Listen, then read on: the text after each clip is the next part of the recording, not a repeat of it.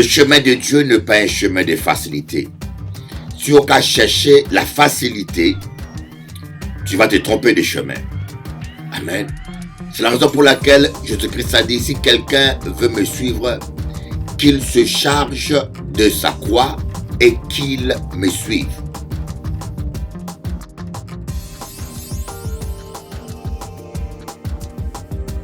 Mais j'aimerais dire, c'est quoi un ennemi? La clé de l'enseignement d'aujourd'hui, ça se trouve dans ce mot ennemi. Qu'est-ce que nous appelons ennemi? C'est quoi un ennemi? Un ennemi, ce n'est pas quelqu'un qui te hait obligatoirement. Un ennemi, c'est quelqu'un qui peut t'aimer mais qui t'aime mal. Un ami, quelqu'un peut te haïr mais être ton ami aussi. Je vais vous donner la définition biblique. Un ennemi, c'est toute personne qui travaille contre le plan de Dieu dans ta vie. Qu'il t'aime ou qu'il te hait, quand il travaille contre le plan de Dieu dans ta vie, il est ton ennemi. Un ami, c'est quelqu'un qui va dans le sens du plan de Dieu pour ta vie. Qu'il te haïsse ou qu'il t'aime, s'il va dans le même sens, il est ton ami. C'est la raison pour laquelle, lorsque Judas est venu faire un baiser à Jésus, Jésus a dit, ami, fais ce que tu as à faire.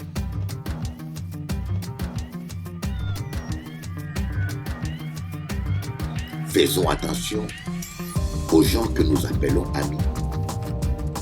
Faisons attention aux gens que nous laissons autour de nous.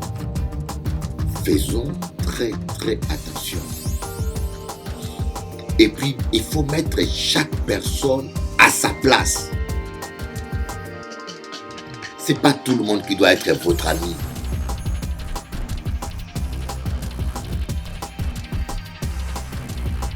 Même Jésus lui-même a classé ses amis, je crois bien, en 4 niveaux. Il y avait la foule. Les gens de la foule, Jésus savait que c'est des gens qui viennent seulement pour manger du pain, les gens qui viennent seulement pour chercher la guérison. Dans nos églises, il y a des gens de la foule. Les gens, servir Dieu, ça ne l'intéresse même pas. C'est ça les problèmes que nous, les pasteurs, on a. Bon, il faut les discernements. Les gens de la foule, laissez-les dans la foule, mais prenez le temps de vous occuper des vrais enfants de Dieu. Jésus n'expliquait même pas les paraboles aux gens de la foule. Il expliquait les paraboles à ses disciples. Donc, il y avait les gens de la foule et il y avait les disciples. Il enseignait les paraboles aux disciples. Et parmi les disciples, il y avait 3 leaders. 3 leaders. Jésus a discerné Pierre, Jean et Jacques. Les 3 leaders. Donc, il expliquait les paraboles à tous, mais il prenait le temps pour former les 3 leaders. Quand il est allé à la montagne de la transfiguration, il n'a pas pris tous les disciples. Il a pris seulement les 3 leaders qui sont appelés à être des leaders. Bonjour chers amis téléspectateurs, moins content de partager avec vous autres parole à bon Dieu. Pour moi, c'est un grand privilège de parler avec vous de la parole de vie, de partager ce moment que nous avons partagé, parce que je crois que rien ne vaut plus que la parole de Dieu. David a dit, ta parole vaut mieux plus que 1000 objets d'or. Je ne sais pas si vous comprenez ce que dit David. La parole de Dieu vaut plus que 1000 objets d'or. Je pense que nous travaillons tous les jours. Nous allons travailler pour l'argent. Vous voyez, lorsque les gens sont au chômage et qu'ils trouvent un travail, parfois, il n'y a pas obligatoirement aimer ce métier-là. Parfois, tu n'aimes pas le travail que tu fais. Mais comme tu as besoin d'argent, Le café quand même, hein? Tu le fais quand même parce que tu as besoin d'argent. Très peu de gens aujourd'hui font ce qu'ils aiment. À part ça, sur la campagne, mettez un caddie. Très peu de gens aujourd'hui font ce qu'ils aiment. Voyez, beaucoup de gens travaillent simplement parce qu'ils ont besoin d'argent. S'ils avaient un choix, ils auraient fait autre chose. Voyez, mais pour l'argent, on est prêt à faire des kilomètres. Moi, je me rappelle d'une sœur qui, un jour, m'a dit, Bishop Eli, je viens plus à l'église parce que je trouvais une église à côté de chez moi. Yo ka dit moi, ou pas qu'à venir à l'église parce que yo trouvais une église à côté des Casazotes. Voyez, le chemin de Dieu n'est pas un chemin de facilité. Si on a cherché la facilité, tu vas te tromper de chemin. Amen. C'est la raison pour laquelle Jésus-Christ a dit, si quelqu'un veut me suivre, qu'il se charge de sa croix et qu'il me suive. Le chemin de Dieu, c'est un chemin de combat, d'opposition. Deux fois, Dieu peut t'appeler. Dieu te place dans une église qui est à 50 km de chez toi, à 60 km, à 100 km. Voyez, il faut rester là où Dieu t'a placé. Et si réellement c'est Dieu qui t'a placé, ne va pas à un endroit parce qu'il y a la facilité. Et là où Dieu te place, c'est là où il y a la guérison, la délivrance et la parole de Dieu. Dieu ne va pas te placer là où il n'y a pas la délivrance, alors que tu as besoin d'une délivrance. Dieu ne va pas te placer là où il n'y a pas la parole, alors que tu dois te nourrir de la parole. Amen. Donc, il y a des signes par lesquels on peut savoir si je suis vraiment là où Dieu me veut ou pas. Mais le problème est que nous avons constaté, nous aimons trop la facilité. Les églises sont devenues comme des supermarchés aujourd'hui. Vous savez, des fois, moi, quand on va aller faire des courses, quand je vais aller faire des courses, et quand j'ai, par exemple, des petits trucs à acheter, je ne vais pas dans le supermarché parce qu'il y a trop du monde et le fil est long. Je choisis un petit exocète qui est près de chez moi. Il y a peu de gens, je rentre, je prends 2-3 articles et le fil, il y a 2 ou 3 personnes et je rentre et je sors vite. Parce que le supermarché, on va là où on choisit le supermarché par rapport au prix, par rapport à la rapidité. Mais c'est pas ça une église. On choisit pas une église parce que c'est près de chez moi ou parce que ça va vite. Non. On va là où Dieu nous veut et là où Dieu nous a placés. Alors, on a cherché facilité. Et c'est par là que le diable a séduit nous. C'est par là que le diable nous séduit. Parce que yo ka aimé facilité. Si Dieu t'a mis un endroit, même à 2 heures de route, fais des heures. Je parle de l'histoire de cette femme. Elle s'est retrouvée à 2 heures de son église. Elle me dit, Bishop Eli, on ne peut pas venir, c'est trop loin. Ça va coûter cher, c'est trop loin. Mais la même dame a trouvé un travail à 2 heures de chez elle. Hein. Ah, mais madame n'a besoin d'argent, elle a besoin d'argent. Et je peux vous dire, elle allait au travail tout le matin à 2 heures, elle s'est réveillée à 4 heures du matin, elle se préparait et elle était à l'heure au travail, 7 heures juste, elle est là. Elle n'a jamais été en retard, elle n'a jamais dit non, je prends pas le travail parce que, et pire, c'est un travail qu'elle n'aimait pas. Mais comme madame a aimé l'argent, comme la dame aimait l'argent, madame là ni besoin d'argent. Yo estaban explicando una realidad. Muchas veces nosotros cristianos buscamos la facilidad. si Dios te llama en una iglesia que no está a 100 kilómetros de tu casa, mucha gente dice, ah no, yo no va en iglesia porque mi iglesia está muy lejos. Yo voy a buscar una iglesia más cerca de mi casa.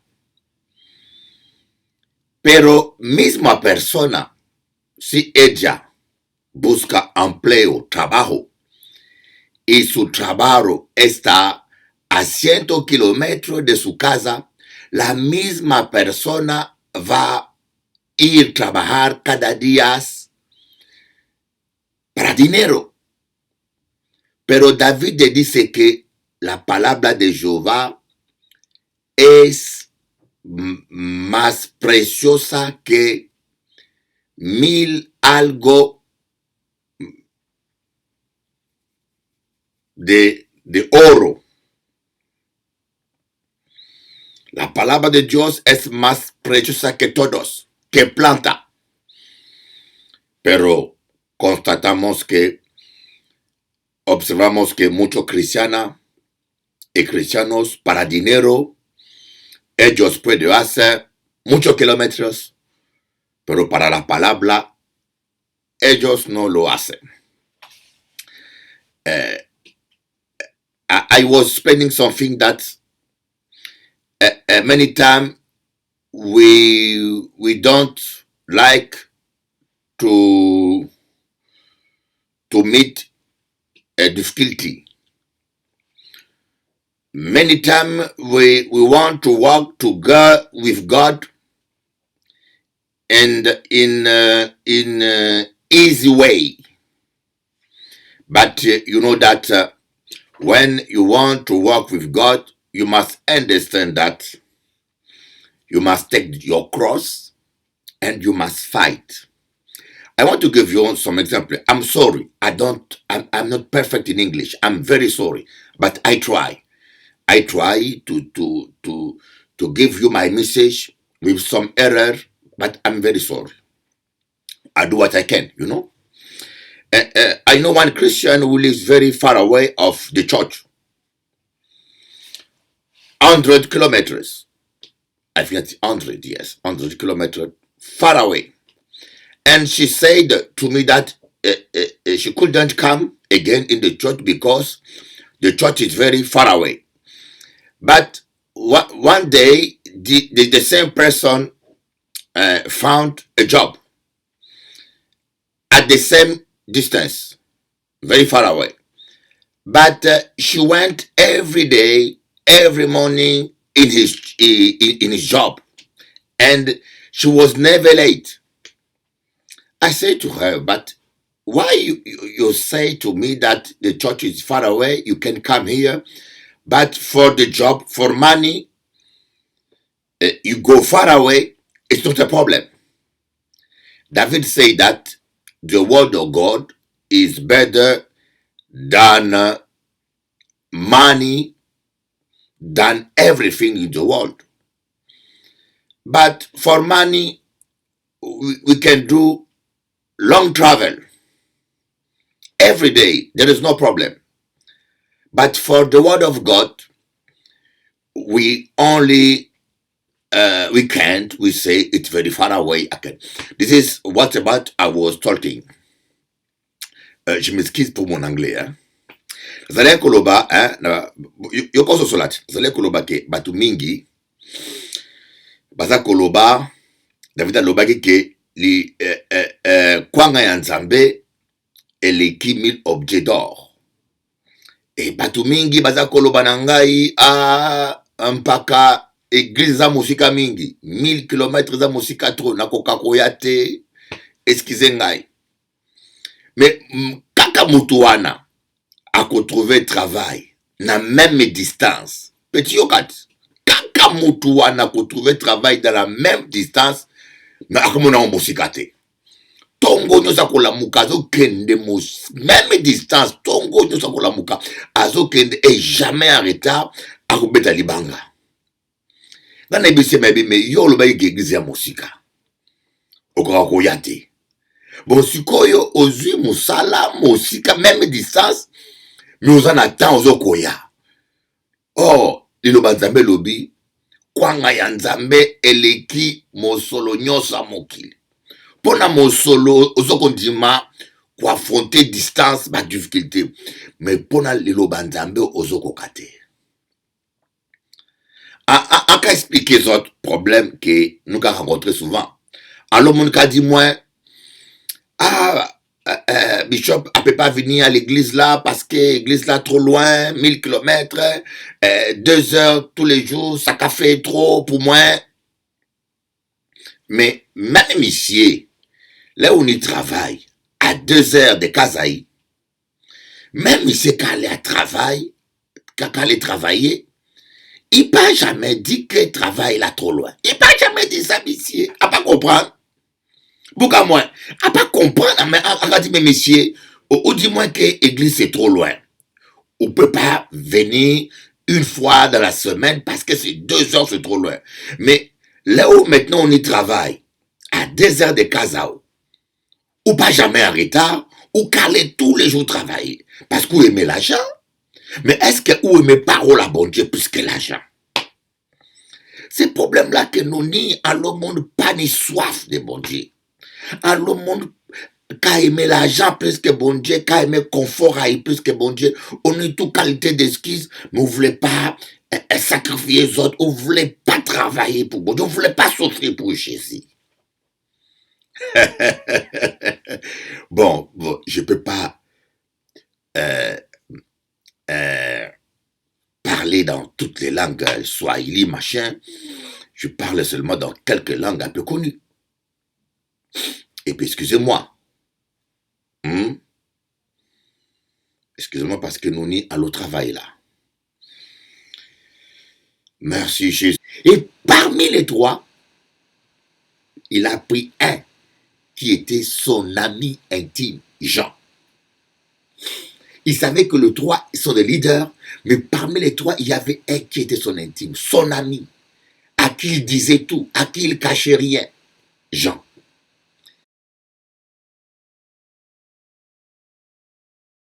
Alors, aujourd'hui là, nous allons partager la parole de Dieu et je veux partager avec vous quelque chose de très très important. Et attention, avec qui vous passez votre temps. Faites attention aux gens que vous fréquentez. Voilà un peu ce que j'aimerais partager avec vous et quelque chose que j'aimerais que vous puissiez prendre conscience. La première chose que j'aimerais vous dire, j'aimerais que vous puissiez comprendre que nous sommes des chrétiens. Et tant que chrétiens, nous sommes en guerre. Nous sommes dans un combat spirituel. Nous sommes à la fin des temps. La Bible dit que le temps que nous vivons sont des temps très mauvais. Nous vivons des temps très très mauvais, mes amis. Et nous allons voir quelques versets que Jésus-Christ nous donne. Et que j'aimerais vraiment, parce que je ferai allusion à cela. Et pour ne pas trop vous fatiguer, j'aimerais vous donner une fois pour tous les versets. Et après, nous allons développer. Amen. Et je vous citerai peut-être, et je ferai allusion à ce verset durant ma prédication. Mais j'aimerais quand même vous liser ces versets. Le premier verset, c'est le psaume 119, le verset 63. Je suis l'ami de tous ceux qui te craignent et qui se conforment à tes décrets. Ça, c'est David qui a dit ça. David dit dans le psaume 119, verset 63, « Je suis l'ami de tous ceux qui te craignent et qui se conforment à tes préceptes. » On va lire la déclaration de l'apôtre Paul dans 1 Corinthiens chapitre 15, le verset 33. « Ne vous y trompez pas. Les mauvaises compagnies corrompent les bonnes mœurs. » Komikosate. Komikosate. Ne vous trompez pas. Les mauvaises compagnies corrompent les bonnes mœurs. Psaume 39, le verset 2. Ouvrez Bible là. Monsieur, tonton, une grosse Bible là, plus grosse que tête à vous-même, mais ou pas jamais utilisé. Psaume 39, verset 2. Je disais, c'est David qui dit ça, hein? Je disais, je veillerai sur ma conduite de père de péché en parole. Je mettrai un frein à mes lèvres tant que le méchant sera devant moi. À pas ça, je vais reprendre. Je mettrai un frein à mes lèvres tant que le méchant sera là. Parce que méchant, c'est méchant. Des fois, vous avez des amis méchants, mais qui sont hypocrites avec vous. Et quand vous révélez vos secrets, ou quand vous dites une parole de trop, ils attrapent ça, ils rapportent ça, ils utilisent ça, ou bien ils trouvent une occasion de vous attaquer. Voilà pourquoi David, il était roi, il était prudent. Dès qu'il voyait des méchants devant lui, il a fermé bouche, il n'a pas parler. Mais toi, lorsque tu prends un verre de rhum, ah, la vie est belle, ah, tout le monde est bon, tout le monde est gentil, tout le monde est bon, ouais. Yoka, tu parles, et de ton compte en banque, et de ta vie privée, et de ta femme, et de tes projets. Après, lorsqu'on te trahit, après, lorsqu'on répète les paroles que tu dis, hein, ils sont fâchés. Ah, les gens sont pas bons. Ah, les gens sont mauvais. Ah, les gens. Est-ce que c'est les gens? On sait déjà que les gens sont mauvais. Hein? Parce que l'apôtre Paul dit que les gens seront méchants. Dans les derniers temps, les gens seront méchants, ennemis des gens de bien, égoïstes, cruels. La Bible a déjà dit ça. Mais est-ce que ta bouche est bonne d'abord? Si les gens sont mauvais, ta bouche aussi est mauvaise. Parce qu'on passe à faire mes bouches là, hein? Yoka divulguer tout projet, même compte à banque là, tout le monde doit savoir ça. Hein? Même ton compte à banque, tout le monde doit le savoir. C'est normal ça. Bon, maintenant, on va écouter ce que Jésus lui-même dit. Matthieu 10, verset 16. Voici que je vous envoie comme des brebis au milieu des loups. Soyez donc prudents comme les serpents et purs comme les colombes. Soyez donc prudents et purs. C'est des choses. Et l'article E, l'article de conjonction, hein, ça veut dire le 2. Si tu es prudent, tu n'es pas pur, ta prudence là te sert à rien. Le diable pourra toujours te toucher. Si tu es pur et tu n'es pas prudent, ta pureté ne sert à rien. Tu te feras toujours avoir. Il est malin le diable. Si tu es prudent et pur, alors là, le diable ne peut faire rien. Il ne peut pas. Il veut te toucher, mais il n'a pas de te toucher parce que tu es pur. Tu n'as pas de péché. Il n'a rien à voir en toi. Voyez? Il veut te tromper, te séduire, mais il n'arrive pas parce que tu es prudent. Donc la prudence te garde dans la sainteté. La pureté te protège. Le diable n'a aucun droit spirituel et juridique de toucher quelqu'un qui est pur, qui n'a rien. Jésus a dit, l'ennemi vient, mais il n'a rien à voir à moi. Voilà. Nous allons lire Luc chapitre 11, verset 24. Lorsqu'un esprit impur est sorti d'un homme, il va dans des endroits arides, amen, pour chercher de repos. Comme il n'en trouve pas, il dit, je retournerai dans ma maison d'où je suis sorti. À son arrivée, il la trouve balayée et bien rangée. Et il prend 7 autres démons. Et la condition de cet homme-là devient encore pire. Ça veut dire que les païens qui n'ont pas le Saint-Esprit, ce sont des maisons balayées, ornées pour les démons. Les démons peuvent facilement les manipuler et les utiliser pour vous nuire. On va lire Luc chapitre 12, verset 51. Pensez-vous que je suis venu apporter la paix sur la terre? Non. Vous dis-je, mais la division. En effet, désormais, s'il y a 5 personnes dans une famille, elles seront divisées 3 contre 2 et 2 contre 3. Le père contre le fils contre le père, la mère contre la fille et la fille contre la mère. La belle-mère contre la belle-fille et la belle-fille contre la belle-mère. Voilà un peu en qu'à commencer avec les versets. Je vous l'ai dit, mes amis, j'ai vu des chrétiens se faire avoir. En qu'à parler d'une histoire, je vais te parler d'une histoire. J'ai quelqu'un de proche de moi qui m'en a parlé, qui l'a vécu. J'ai quelqu'un de proche de moi qui était très préoccupé, très inquiet parce que sa meilleure copine était devenue dépressive. Elle voulait mettre fin à sa vie. Une Algérienne.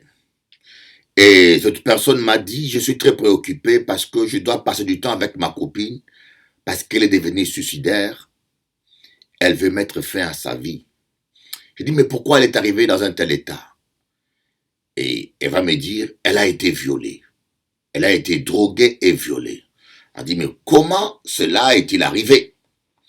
Et vous savez, la personne m'a dit, écoutez, vous savez vous-même que la virginité chez les Arabes, c'est très importante. Hein? Ça peut ne pas déplaire, quand je le dis toujours, cela déplaît aux mamans créoles, cela déplaît aux africaines, mais je vous dis, sur la planète Terre, là où on trouve encore des femmes qui se respectent, chez les Arabes. On n'a pas dit que tous les Arabes sont sérieux, hein? On n'a pas dit ça. Mais je te dis, sur cette planète Terre, là où on trouve encore des femmes propres, qui se respectent encore, pas toutes, hein, mais là où on peut trouver encore 50% ou 20% même des femmes propres, ou qui se marient, qui se respectent, des femmes qui peuvent dire, à la fin de sa vie, je connais qu'un seul homme, ou 2 ou 3 maximum. Je suis dans des pays arabes.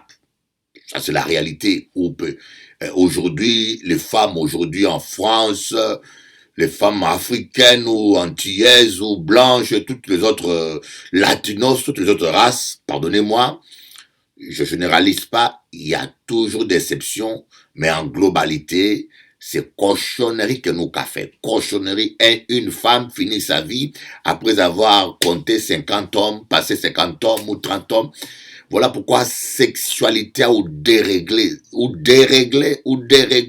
hein, ou déréglé. Bon, nous pas là pour parler de sexualité. Bon, alors cette fille, elle était vierge, sa cousine l'a invitée dans une fête. Elle va aller avec des copains, le copain de sa cousine était là avec ses amis, et pendant la fête, on a mis la drogue du violeur dans le verre dans son verre. Je vous dis, quand vous avez une fille, maman créole, maman africaine, congolaise, il faut toujours avertir les filles. Quand tu vas en sortie ou dans une fête, ne bois pas dans un verre que tu n'as pas vu remplir. Parce que beaucoup des hommes mettent des drogues de violeurs dans un verre et il remplit lui-même le verre et s'est drogué. Et quand tu sors toute seule, je connais beaucoup d'histoires de femmes qui ont été violées par un groupe d'hommes, par un groupe, et des inconnus, et parfois sans aucune protection. Le cas vrai, mais c'est le rôle de toi, maman. C'est ça que je dis. Vous, les mères, vous avez un grand rôle. C'est le rôle de toi, la mère, d'avertir ta fille. De dire à ta fille, quand tu sors, fais attention. Quand tu vois pas qui a rempli ton verre, ou même quand tu es dans une fête ou en boîte de nuit et que tu pars aux toilettes, il faut laisser un ami surveiller ton verre. Ou bien tu finis complètement ton verre et puis tu vas aux toilettes. Mais ne laisse pas un verre avec des inconnus et tu reviens, tu bois dans ce verre. Tu ne sais pas qu'est-ce qu'on peut mettre à l'insu dedans. Et le problème avec les drogues de violeurs, c'est une drogue qui reste dans le sang, 3 heures après, il disparaît. C'est une drogue qui fait un effet très fort et la personne devient inconsciente et où la personne devient, il prend un état second où sa volonté n'est plus présente. Sa volonté est affaiblie complètement. Alors, il peut sortir avec un homme ou avec plusieurs hommes. Donc, la personne est comme s'il est dans l'ivresse. D'autres sont carrément inconscientes. La personne ne peut pas affirmer avec certitude que ces rapports ont été consentants ou pas consentants. Parce que parfois, certains ont l'impression d'avoir accepté alors que j'étais ivre. Et même d'autres ne se rappellent même plus de rien. Il se réveille le matin, il ne sait même pas avec qui il a été, où il a dormi. Il ne se rappelle plus de rien. Il se retrouve avec un corps bizarre et il sent mal partout, mais il ne sait pas ce qui s'est passé. À ce point-là. Alors, si aux parents, je crois que vous devez avertir vos filles, vos enfants. C'est votre devoir. Regardez combien des enfants aujourd'hui, des femmes sans mariage font des enfants comme des... Pardonnez-moi, bon, je me répète dur, mais c'est comme des chiens, quoi. Vous savez, une chienne, je ne sais même pas qui est le père de ses enfants. Hein. Il y a des femmes comme ça, je ne peux pas vous dire qui est le père de l'enfant. Elle ne sait même pas. Parce qu'elles sont avec 2-3 hommes. Cela est une abomination. Cela est une malpropreté. Bien qu'à dur, c'est dur. Ce que je vous dis, c'est dur. Mais je vous dis la vérité. Je vous dis la vérité, c'est une malpropreté.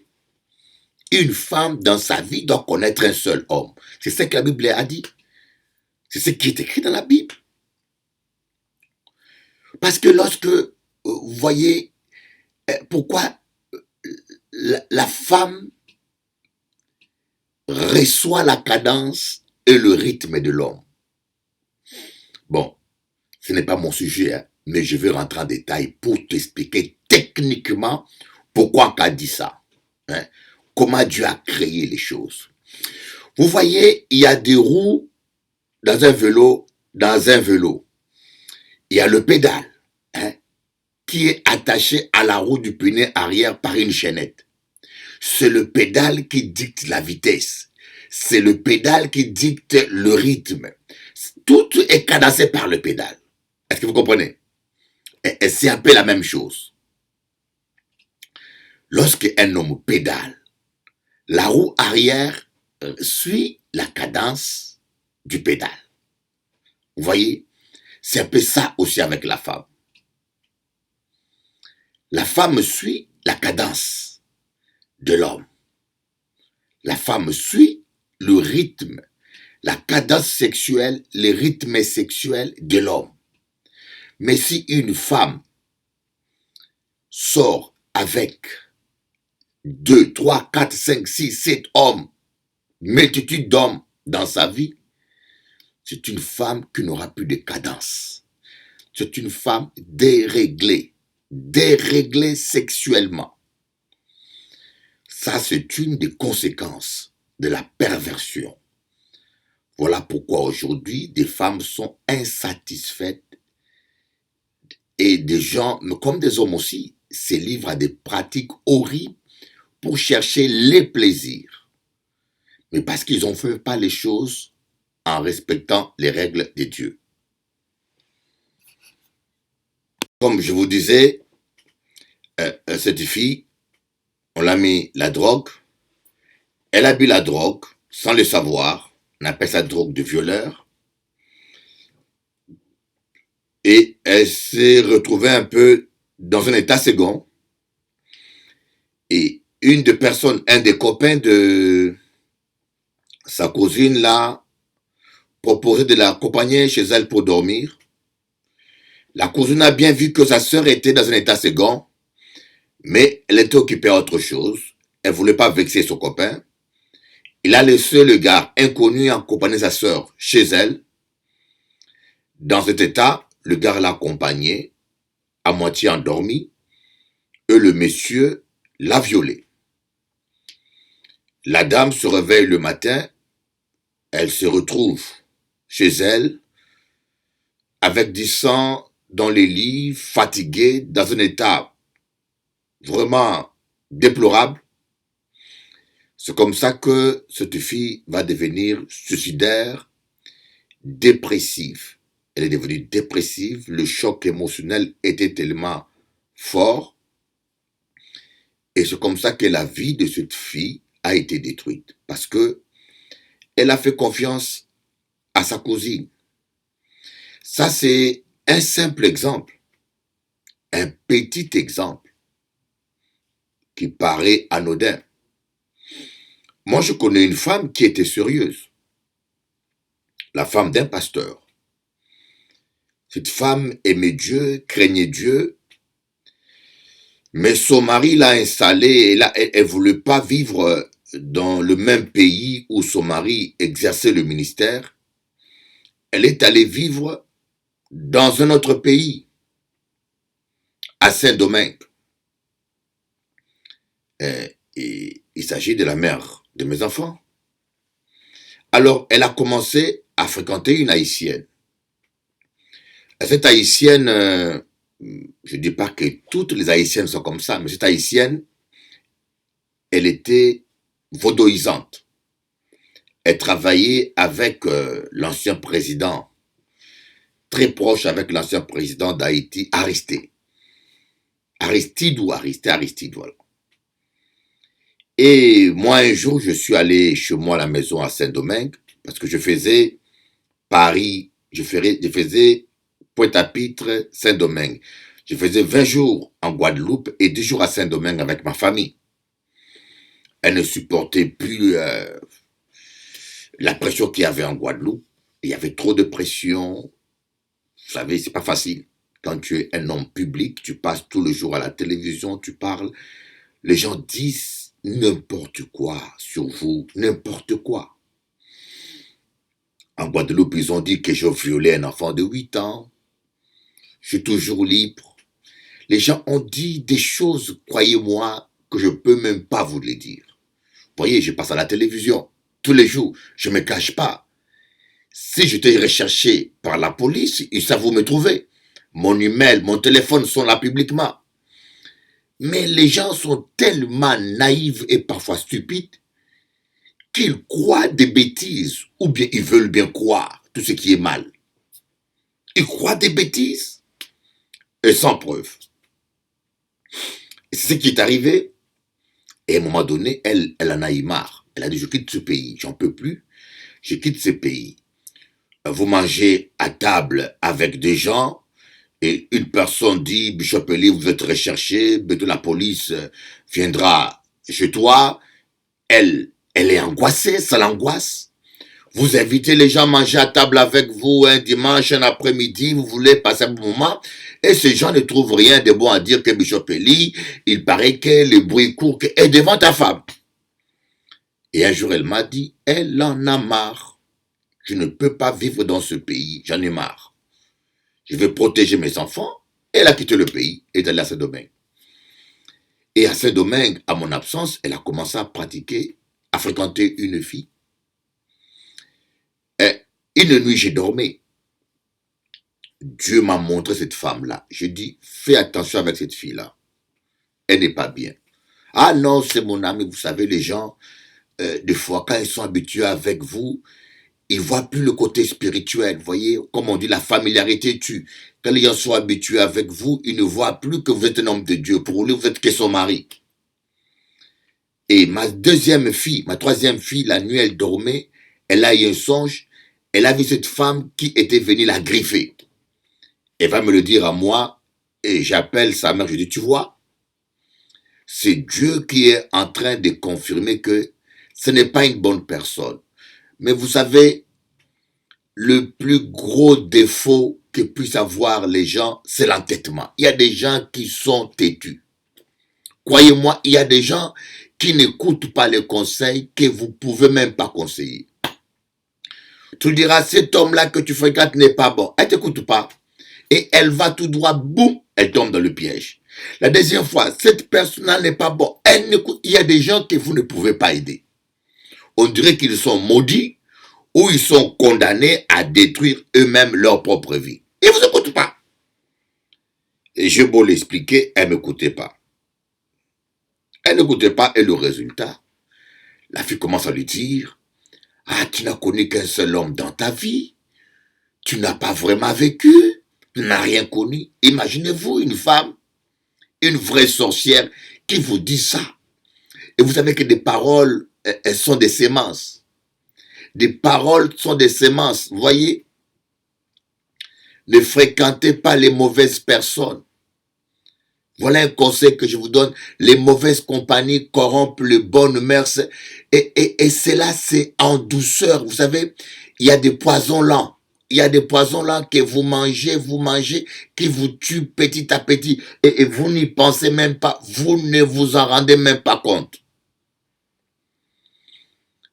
Et l'apôtre Paul dit, ne vous y trompez pas. Comico saté, les mauvaises compagnies. Vous voyez, quand vous fréquentez une femme qui de mauvaise vie, toi tu es une femme mariée, tu as ton mari, et tu vas fréquenter une femme de mauvaise vie qui ne fait que divorcer. Et lorsque tu auras des problèmes, tu lui dis, écoutez, mon ami, mon mari, ça va pas, il me parle comme ça. Qu'est-ce qu'il va dire? Mais divorce? Il faut divorcer? Non, non, non, non. Te laisse pas faire. Il faut divorcer. Comment tu te laisses faire comme ça? Elle ne peut que vous conseiller ces choses-là. Mais parce que c'est ça qu'elle fait. Mais quand vous rencontrez une amie, une femme qui a bien tenu son mariage, elle va te dire, persévère, c'est pas grave, un homme va changer un jour, une femme va changer un jour, il n'y a pas des hommes parfaits. Elle va te conseiller ce qu'elle a en elle. Akabawa, un petit exemple, je vous donnerai un petit exemple que j'ai vécu. Quand j'étais tout petit, j'avais 7 ans, je crois bien, 7 ans peut-être, j'habitais au Congo,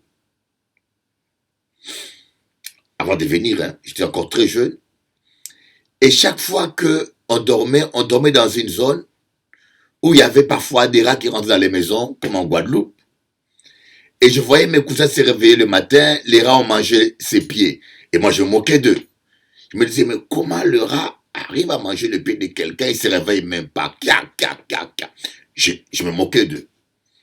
Mais un jour, je marchais à pied longtemps. Parce qu'il n'y avait pas de transport. Je suis arrivé à la maison très tard et je me suis endormi sans laver les pieds. Alors les rats sont venus manger mes pieds aussi. Mais je peux vous dire, ces jours-là, j'ai compris qu'il ne faut pas se moquer des autres. Mais je vous dis, le rat, il mange le pli, il mange la peau de ton pied. Et quand tu sens la douleur, ça fait qu'est-ce que l'animal a fait? Il va souffler. Et mais, je vous dis, il souffle, le rat souffle. Un vent tellement doux. Le café, ça cabaou, un tel plaisir qu'il y aura dormi encore. Et le matin, je me suis réveillé, j'ai vu mon pied, la peau de mon pied a été mangée par les rats. Et je me suis rappelé de ce vent doux qui passait sous mon pied, qui m'attendrissait et qui prolongeait mon sommeil. Je me suis mis à pleurer. Les mauvaises compagnies tuent, t'influencent, vous ne vous rendez pas compte. Les mauvais conseils, les mauvaises compagnies. Et puis, deuxième chose, là, c'est seulement du côté psychologique. Hein, côté conseil psychologique simplement. Mais côté spirituel, dans un point de vue spirituel, un païen, je ne dis pas que tous les païens sont mauvais. On n'a pas dit que il faut pas aller à la fête avec les païens. On n'a pas dit que si ton père n'est pas un chrétien, il devient ton ennemi. On n'a pas dit ça. Mais je te dis que quelqu'un qui n'a pas le Saint-Esprit, il faut être prudent devant lui. Tu peux fréquenter un païen, mais avec prudence. Quand on dit les mauvaises compagnies corrompent les bonnes mœurs, ça veut dire que lorsque tu accompagnes les gens, tu fais confiance aux gens, tu baisses la garde devant des mauvaises compagnies, alors là, les diables peuvent t'avoir facilement. Tu peux fréquenter les gens pour les gagner. Tu peux fréquenter les gens pour les évangéliser. Tu peux aller même dans une fête avec des amis païens pour les gagner. Mais vous devez savoir que vous êtes dans les camps de l'ennemi et vous devez être sous vos gardes. Vous devez être prudent parce que quelqu'un qui n'a pas le Saint-Esprit, le diable peut l'utiliser à tout moment. Le diable peut le manipuler à tout moment. Quelqu'un qui n'a pas le Saint-Esprit, le diable peut le manipuler. Vous voyez, Satan, il est malin. C'est pour cela que Jésus s'est dit, lorsqu'un esprit mauvais sort de quelqu'un, il va dans le lieu aride pour chercher du repos.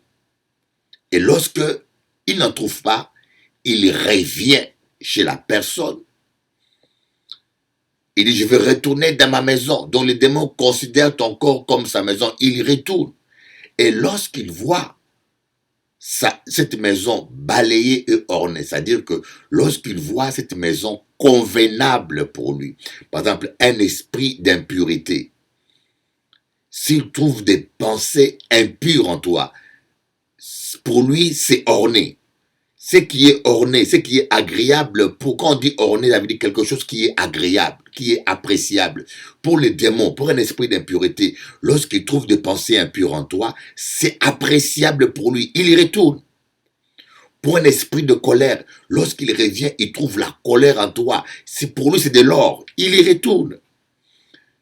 Pour un esprit de sorcellerie, par exemple, lorsqu'il revient en toi, il trouve la rancune, le manque de pardon.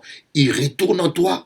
Et des fois, il retourne, il prend 7 autres démons. C'est pour cela, parfois, dans des églises, parfois, nous faisons les mêmes délivrances. On chasse un démon et il revient. On le chasse demain et il revient demain. Et des fois, la situation de la personne s'empire parce que des fois, il y a des gens, on prie pour eux, ils ne font aucun effort. Ils ne font aucun effort, ils ne veulent pas pardonner, ils ne veulent pas abandonner le mal, ils ne veulent pas abandonner le péché, mais ils veulent en même temps qu'on leur fasse la délivrance. Et je dis cela au pasteur, il y a des gens qu'il ne faut pas délivrer. Il y a des personnes qu'il ne faut pas délivrer parce que c'est une perte de temps. Non pas seulement c'est une perte de temps, vous leur rendez mauvais service parce que les démons que vous chassez vont revenir 7 fois plus méchants et plus nombreux. Oui. Donc, vous êtes avec un homme, vous êtes marié avec un païen peut-être, vous êtes marié avec une païenne, vous avez des amis païens. Des fois, ces gens-là ne sont pas toujours méchants. Je vous dis que tous les païens ne sont pas méchants, mais des fois, ces gens-là ne sont pas toujours méchants. Mais ce sont des gens qui ne sont pas protégés par le sang de Jésus. Si le diable veut te nuire, si le diable veut t'empêcher de servir Dieu, si le diable veut t'arrêter, il va facilement entrer en eux.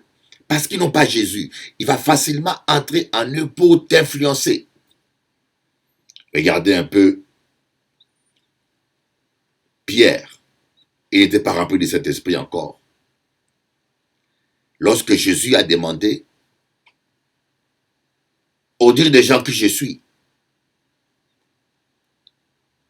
certains disciples ont dit Jean-Baptiste, d'autres ont dit Élie le prophète, d'autres ont dit Moïse, mais Pierre, Dieu lui a fait grâce, Dieu lui a révélé. Pierre a dit, tu es le Fils de Dieu vivant. Et Jésus va dire, ah, tu es Pierre, sur cette pierre, je bâtirai mon église. Mais Pierre n'était pas encore rempli du Saint-Esprit. Il n'était pas encore brisé. Lorsque Jésus a commencé à dire aux gens qu'il allait souffrir, dire à ses disciples que le Fils de l'homme doit souffrir, il va mourir à la croix. Pierre, le diable est rentré dans Pierre parce que Pierre n'était pas rempli de cet esprit, il était vide. Le diable est rentré dans Pierre pour dire à Jésus, Seigneur, non, tu ne mourras pas, ne parlez pas comme ça. Mais qu'est-ce que Jésus a dit? Jésus a regardé Pierre. Jésus avait le discernement, il a dit, arrière de moi, Satan. Jésus n'a pas vu Pierre, mais il a vu le diable qui se cache derrière Pierre. Jésus savait qu'il n'avait pas affaire avec Pierre. Il savait que Pierre l'aimait, mais il savait que Pierre était manipulé par le diable. Il a dit, arrière de moi, Satan, car tes pensées me sont un scandale.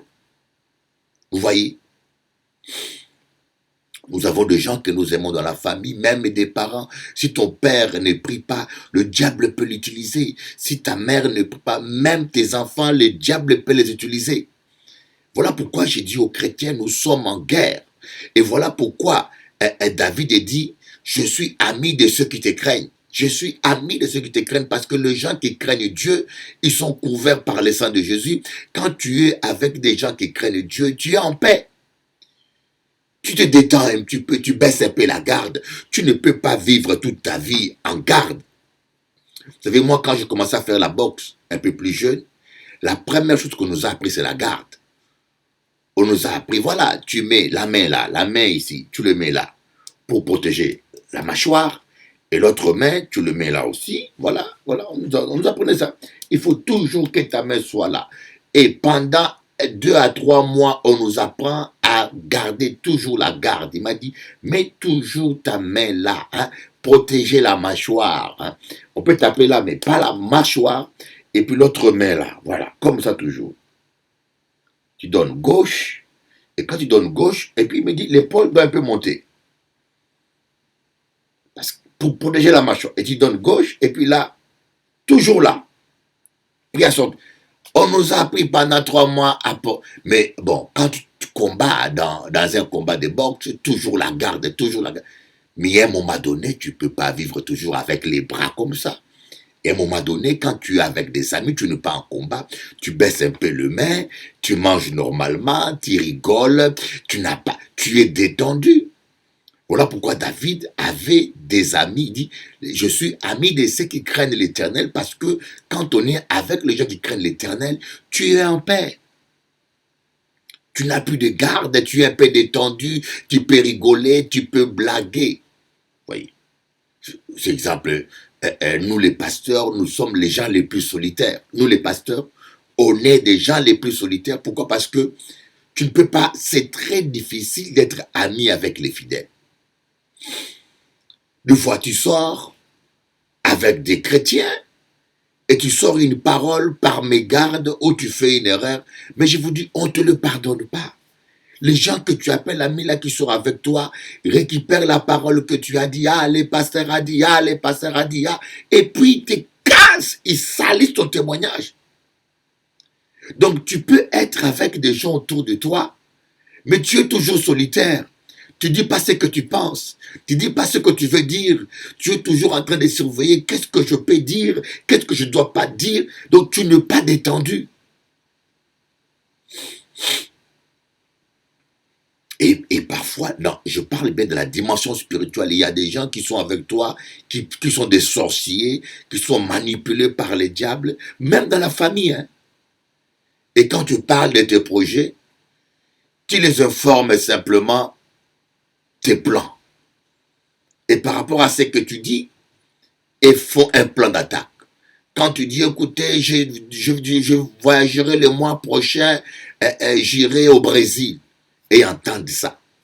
Et qu'est-ce qu'ils font dans la sorcellerie avec les démons? Ils font un travail pour empêcher le voyage. Ils font un travail peut-être pour que quand tu vas arriver au Brésil, tu sois attaqué. Ils compliquent les choses. Des fois, nous compliquons nos vies parce que nous parlons trop de nos projets. Mais j'aimerais dire, c'est quoi un ennemi? La clé de l'enseignement d'aujourd'hui, ça se trouve dans ce mot ennemi. Qu'est-ce que nous appelons ennemi? C'est quoi un ennemi? Un ennemi, ce n'est pas quelqu'un qui te hait obligatoirement. Un ennemi, c'est quelqu'un qui peut t'aimer mais qui t'aime mal. Un ami, quelqu'un peut te haïr mais être ton ami aussi. Bon, je vais vous donner la définition biblique. Un ennemi, c'est toute personne qui travaille contre le plan de Dieu dans ta vie. Qu'il t'aime ou qu'il te hait. Quand il travaille contre le plan de Dieu dans ta vie, il est ton ennemi. Un ami, c'est quelqu'un qui va dans le sens du plan de Dieu pour ta vie. Qu'il te haïsse ou qu'il t'aime, s'il va dans le même sens, il est ton ami. C'est la raison pour laquelle, lorsque Judas est venu faire un baiser à Jésus, Jésus a dit, ami, fais ce que tu as à faire. Va lire ta Bible. Jésus a appelé Judas ami. Il a dit, ami, fais ce que tu as à faire. En ces temps-là, Judas allait dans le même sens que le plan de Dieu. Parce que Jésus devait aller à la croix. Et Judas, en trahissant Jésus, il a mené tout droit à la croix dans le plan de Dieu. Donc pour Jésus, c'était un ami. Mais à la table, Judas était un hypocrite. Voyez, Jésus a dit, l'un de vous est un démon. C'est moi qui vous ai choisi, mais l'un de vous est un démon. Ce n'est pas un ami, il est un démon parce que c'est un hypocrite. Voyez, quelqu'un peut t'aimer et t'aimer mal. Bon, je vous donnerai un exemple. Je connais une mère qui a une fille unique. Cette mère aime sa fille. Écoutez bien, cette mère aime sa fille de tout son cœur. Mais elle devient ennemie à sa fille. Parce qu'elle pousse sa fille, elle encourage sa fille à prendre un chemin qui n'est pas dans le plan de Dieu.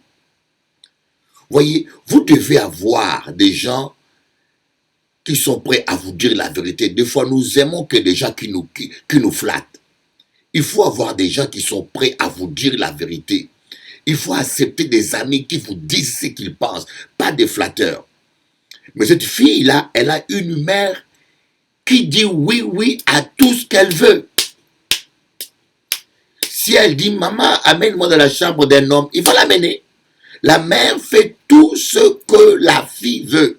Jusqu'à ce qu'elle est allée un jour déposer la fille dans la bouche de loup, dans le nid de loup. Pourquoi? Parce que tu veux faire tout ce que la fille veut. Tu veux pas, mais tu dois prier Dieu. Une maman, un papa doit aider son enfant à prendre le bon chemin. Même si il faut se fâcher avec son mari ou sa femme ou son enfant pour ce bien, quelqu'un qui t'aime va accepter de perdre ton amitié, mais pour ton bien. Vous savez, des fois, nous aimons les gens, nous les aimons mal. Nous aimons les gens parce que nous les aimons pour nous. On est prêt même à des compromis pour ne pas perdre leur amitié. Mais quelqu'un qui t'aime te dira la vérité, même s'il perd ton amitié, même si tu lui en veux, même si tu le rejettes, mais lui, il ne cherche pas seulement son bonheur, il cherche ton bonheur. Moi, je me rappelle d'un homme qui devait se marier avec une fille.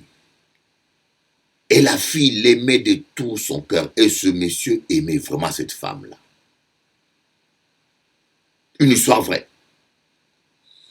Mais cette fille, elle était trop fragile. Elle était trop possessive. Le monsieur qui était un ministre de Dieu s'est rendu compte que lui, il est appelé à voyager. Il est appelé à voyager souvent. Et il s'est rendu compte que cette fille ne pourra jamais être heureuse avec lui. Il s'est rendu compte que cette fille ne pourra pas supporter le poids du ministère. Mais cet homme-là aimait vraiment cette fille de l'amour de Dieu. Il lui a dit, écoutez ma soeur, je t'aime beaucoup, mais je ne pourrai pas te rendre heureuse. Il faut qu'on arrête. La dame a dit, mais non, non, j'accepte de souffrir, c'est pas grave, je te veux. Il a dit, non. Moi, je veux ton bonheur. Je t'aime, tu me plais, tu es une femme qui me plaît, tu as toutes tes qualités que j'aime, mais je sais que tu seras malheureuse avec moi et je veux que tu sois avec quelqu'un qui te rendra heureuse. Te voir heureuse me rendra heureux. Te voir heureuse, même avec un autre homme, me rendra heureux. Mais je ne veux pas que tu sois avec moi et que tu sois malheureuse. Oh! Je dis, voilà un homme qui aime. Voilà le vrai amour. L'amour existe. En Kadiou, l'amour c'est rare, mais l'amour existe quand même. En Pédiou, l'amour aujourd'hui c'est rare, mais l'amour existe. C'est impressionnant. Moi, regardez, monsieur a dit, wow! J'ai entendu parler de l'amour, mais maintenant j'ai vu l'amour être conjugué bien, pratiqué par quelqu'un. Waouh! Faisons attention avec les gens qui nous entourent. En passant, si, je ne sais pas si tu commences à comprendre la profondeur de l'enseignement que je vous donne là. Je ne sais pas si tu commences à comprendre ça. Faisons attention aux gens que nous appelons amis. Faisons attention aux gens que nous laissons autour de nous. Faisons très, très attention. Et puis, il faut mettre chaque personne à sa place. Ce n'est pas tout le monde qui doit être votre ami.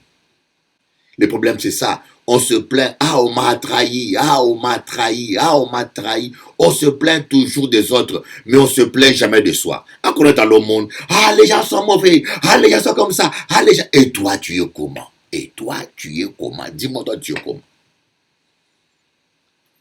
J'ai rencontré un pasteur. Le pasteur me dit, ah, Bishop Eli, on a divisé mon église, j'ai perdu des membres, on a divisé mon église une fois, deux fois, trois fois. J'ai dit, mais pasteur, tu ne trouves pas qu'on te divise facilement l'église? Tu ne trouves pas que c'est toi qui dois changer? Tu fais confiance trop facilement? Tu donnes la chair trop facilement? C'est toi qui... Vous voyez, des fois, on accuse les gens. Alors que nous sommes responsables. C'est comme Sarah. Et Sarah va donner son lit à une esclave. Vous savez, le lit conjugal, c'est la place la plus intime. Tu peux donner ton poste de travail à quelqu'un d'autre, mais ton lit conjugal, permettre à une autre femme de coucher avec ton mari.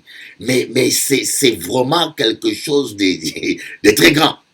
Dans la coutume juive, lorsque une femme était stérile, elle n'arrivait pas à coucher, son esclave pouvait coucher avec son mari. Le jour de l'accouchement, son esclave devait accoucher devant cette femme et l'enfant était considéré comme l'enfant de la maîtresse. Ça, c'est le coutume juif du temps. Donc, comme Sarah n'arrivait pas à avoir d'enfant, Sarah dit à Abraham, prends Agar, amène-la dans mon lit, couche avec, peut-être que par Sarah que tu auras un enfant. Donc, Agar, Sarah aimait tellement, voilà une femme, hein, elle aimait tellement Abraham, mais elle aimait mal Abraham, hein. Elle aimait, mais elle aimait mal. Vous voyez, l'ennemi n'est pas seulement quelqu'un qui vous hait. Sarah aimait Abraham, mais elle aimait mal. La preuve, elle a mené Abraham dans une grosse erreur. Elle a vu qu'Abraham était frustré, Abraham n'était pas bien. Dit, bon, Abraham, tant pis, si je dois te perdre, c'est pas grave, je mets la jalousie à côté, je veux que tu sois heureux, alors fais un enfant avec Agar. Mais Agar était une ingrate, une esclave, une ingrate. Agar a couché avec Abraham, elle est devenue la maîtresse d'Abraham, elle a fait un enfant Ismaël. Dès qu'elle a fait un enfant, elle a commencé à être ingrat, à mépriser Sarah. Et Sarah a commencé à se plaindre. Agar m'a trahi, Agar est ingrat. Combien de fois j'entends des gens dire, ah, les gens sont ingrats, les gens sont comme ça, mais les gens sont ingrats. Mais tu ne te poses pas la question, pourquoi toi tu fréquentes toujours que des ingrats? C'est ça le problème. Ils ont même attiré que par des ingrats. On se plaint, les gens sont ingrats, mais pourquoi toi tu fréquentes toujours des gens ingrats? Ah, les gens sont cancans, j'aime pas les cancans. Tu te plains des cancans, mais tu n'as que des amis cancaires. Tu te crains des rapportages, des paroles inutiles, mais tu fréquentes que des gens de ce niveau-là. C'est comme une fille qui me dit, ah, les hommes sont pas bons, ah, je vais rester seule. Je dis, mais ma soeur, les hommes sont pas bons, mais le problème, tu fréquentes que ce type d'égards. Tu as un certain niveau intellectuel, tu as une jolie fille, mais tu dois toujours sortir avec des vauriens. Tu as un problème dans la tête, tu dois toujours sortir avec des gens qui n'ont rien, qui n'ont pas ton niveau, que tu le veuilles ou pas. Que tu le veuilles ou pas, parfois la classe sociale joue un rôle, les niveaux intellectuels jouent un rôle. Que tu le veuilles ou pas, moi je peux vous le dire. On peut le dépasser par la grâce de Dieu. On peut transcender cela, le niveau social, mais on peut même transcender la culture, on peut transcender l'éducation, Mais c'est rare, les gens qui arrivent à transcender l'éducation. Il y a des situations qui sont difficiles. Hein. Quelqu'un qui est mal élevé, qui a grandi dans des grossièretés, qui a vu son père taper, insulter sa mère, et puis qui a une telle éducation, c'est vraiment exceptionnel, une grâce particulière que Dieu peut faire, que la personne puisse transcender ça et ne pas avoir cette mentalité. Mais si ce n'est pas une grâce de Dieu, mais la personne va reproduire la même chose. Voilà, je dis, mais toi, tu tombes toujours sur des gens comme ça. Tu te plains que les gens sont ingrats, mais moi, je me plains de toi parce que toi, tu fréquentes que les ingrats. Je dis, ma soeur, change tes critères de choix. Tu as des critères trop superficiels. Tu regardes l'apparence, tu regardes quelqu'un, tu ne sais même pas son niveau. Imaginez-vous une personne, un homme ou une femme, qui fréquente un homme. Il ne sait même pas le niveau du monsieur. Elle n'a même pas pris le temps de demander, monsieur, tu as un bac ou pas? Non, ça l'intéresse. Elle ne cherche même pas ça. Je dis, mais quand même, comment tu peux te donner dans les bras de quelqu'un, tu ne connais pas son éducation, tu ne connais même pas sa famille, tu ne connais même pas son niveau intellectuel, tu ne connais rien, mais tu te donnes dans les bras de n'importe qui. Il suffit que la personne soit d'une apparence physique bien, mais ça ne veut rien dire ça. Un homme ne vaut pas son apparence, ni ses belles paroles. Ne basez pas votre vie sur les paroles des gens. Sinon, vous allez le regretter. Voilà, tu vois. Sarah a donné son mari à Agar. Le résultat, elle a récolté l'ingratitude. Et Sarah a commencé à se plaindre à Abraham. Mais elle n'avait qu'à se plaindre d'elle-même. Voyez, nous devons faire attention. Ce n'est pas tout le monde qui doit être votre ami. Même Jésus lui-même a classé ses amis, je crois bien, en 4 niveaux. Il y avait la foule. Les gens de la foule, Jésus savait que c'est des gens qui viennent seulement pour manger du pain, les gens qui viennent seulement pour chercher la guérison.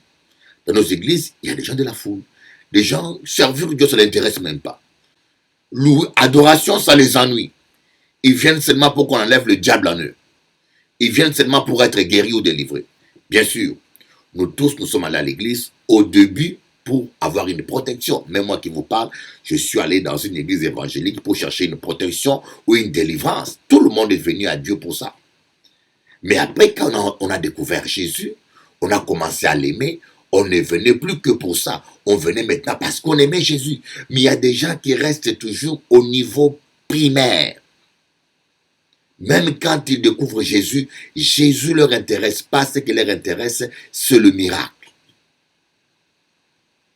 Ça, c'est les gens de la foule. Et Jésus ne perdait pas son temps avec ces gens-là. Jésus ne perdait pas son temps à leur expliquer des paraboles. Des fois, nous les pasteurs, nous perdons le temps avec les gens de la foule. On va faire les visites aux gens de la foule. On va prier pour les gens de la foule. On va faire la délivrance aux gens de la foule. On gaspille notre énergie aux gens de la foule et demain, on se retrouve épuisé et fatigué. Demain, on ne les voit plus. Les vrais disciples sont là, on ne s'en occupe pas. Les vrais disciples sont dans l'église, on ne s'en occupe pas. C'est ça les problèmes que nous, les pasteurs, on a. Oh, il faut le discernement. Les gens de la foule, laissez-les dans la foule. Mais prenez le temps de vous occuper des vrais enfants de Dieu. Jésus n'expliquait même pas les paraboles aux gens de la foule. Il expliquait les paraboles à ses disciples. Donc, il y avait les gens de la foule et il y avait les disciples. Il enseignait les paraboles aux disciples. Et parmi les disciples, il y avait 3 leaders. 3 leaders. Jésus a discerné Pierre, Jean et Jacques. Les 3 leaders. Donc, il expliquait les paraboles à tous, mais il prenait le temps pour former les 3 leaders.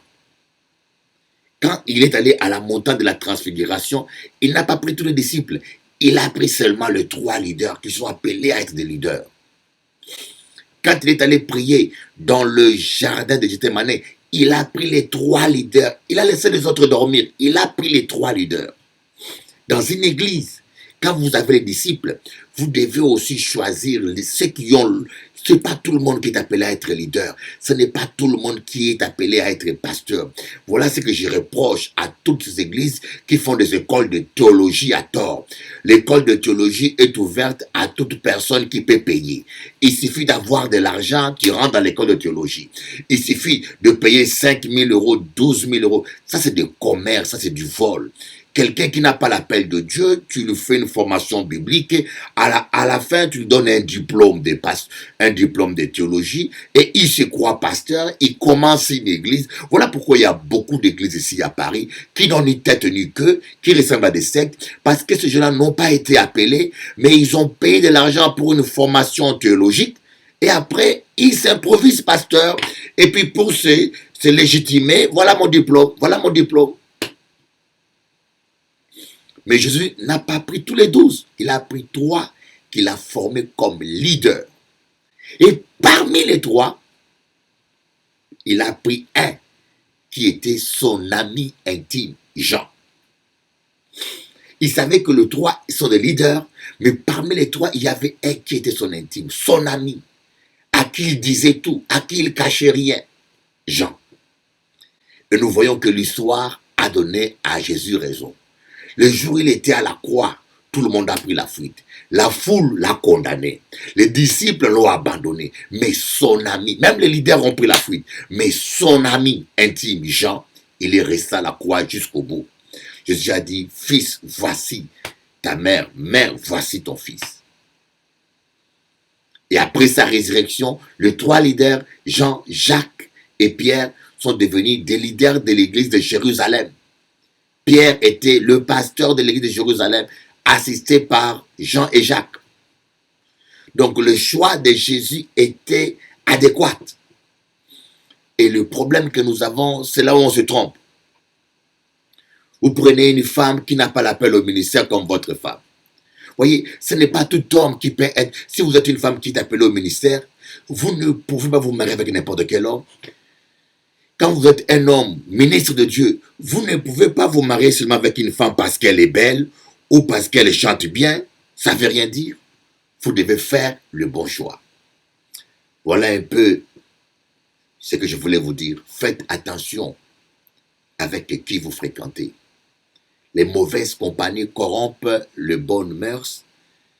Il faut bien comprendre dans le contexte, lorsque vous mettez pas un filtre entre vous et eux. Lorsque vous baissez la garde et vous acceptez toute leur influence. Nous devons fréquenter ces gens pour les changer. Nous devons avoir la prudence parce que ce sont des gens que l'ennemi peut utiliser à tout moment, qu'il soit ton mari. Moi, je connais une femme, son mari, on a prié des mois et des mois pour la conversion de son mari. Son mari venait, elle pleurait, Bishop Eli, on a prié et son mari s'est converti. Et son mari s'est donné au Seigneur. Mais le problème, cette même femme a commencé à parler du mal de l'église, à critiquer les gens auprès de son mari. Le résultat, ce mari qui a été sauvé est retourné dans le monde. Oui, on appelle ça femme insensée. Tu pries pour ton mari et ton mari vient dans le Seigneur et c'est toi-même qui le ramènes encore dans le monde. Soyons prudents avec tout ce que nous disons. Soyez prudents avec qui vous fréquentez. Quand vous êtes devant des gens qui n'ont pas Jésus, soyez prudents. Parce que le diable se cache derrière la beauté, derrière des belles paroles, des belles promesses. Des fois, les gens sont sincères. Hein? Et je vais t'aider, je vais t'aider, je vais te... Moi, je me rappelle, la mère de mes 2 premiers enfants, mes 2 filles, c'était une métropolitaine. Quand on s'est rencontrés, elle n'avait pas l'appel de Dieu. Moi, j'étais encore un jeune évangéliste, j'avais 20 ans, on m'appelait à ce moment-là De Gaulle. Elle m'a dit, on va servir Dieu ensemble. Elle était tellement amoureuse qu'elle était prête à tout. Elle m'a promis qu'on va servir Dieu ensemble et que moi, je veux prêcher. Elle va travailler, elle va me soutenir, machin. Elle a tellement de paroles. Et moi, j'ai cru. Comme j'étais encore naïve, c'était la première femme que j'ai rencontrée dans ma vie. Elle a 23 ans, c'était la première femme vraiment avec qui j'ai rencontré. Donc, je ne savais pas que les femmes mentaient. Quand elle m'a dit qu'elle m'aimait, je me disais, waouh, c'est vrai ça. Et on s'est mariés. On a fait un enfant, 2 enfants. Et après, ma Bible est passée par la fenêtre. Hein. Ma Bible est passée par la fenêtre. Le jour où je voulais aller en Guadeloupe, je dis, je vais aller prêcher en Guadeloupe. Je sens que tu m'appelles à aller en Guadeloupe. Elle m'a dit, pas question. Je dis, mais qu'est-ce que tu m'avais dit alors? Elle m'a dit, ah, excuse-moi.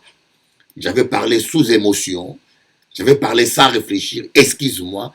Toutes ces promesses-là, je les retire. Je me suis retrouvé piégé. Ne vous appuyez pas que sur les paroles d'un homme. Appuyez-vous sur le Saint-Esprit. Ne croyez pas à toutes les belles paroles que prononce un homme. Croyez seulement à ce que Dieu vous dit. Je veux écouter un chant que j'ai écrit. Côté conseil à moi, petite fille à moi. Faut pas croire tout le monde qui a parlé bien. Car toute belle parole, pas toujours vraie. J'ai écrit un chant comme ça. Je devais chanter à une jeune sœur qui s'appelle Betty. Et je crois aussi qu'elle a vécu ce qu'elle chantait. Vous savez, mes chants, quand j'écris des chants, parfois, ils sont prophétiques. La personne qui les chante des fois le vit. Et s'ils me corrigent des fois, quand je leur donne un chant, ils disent, ah non, je ne chante pas ça, Bishop. Que Dieu vous bénisse. À aimer les autres. Priez pas moi. En cas, priez pour les autres. Amen. Priez beaucoup pour moi. J'ai aussi mes combats. Et je vous aime beaucoup.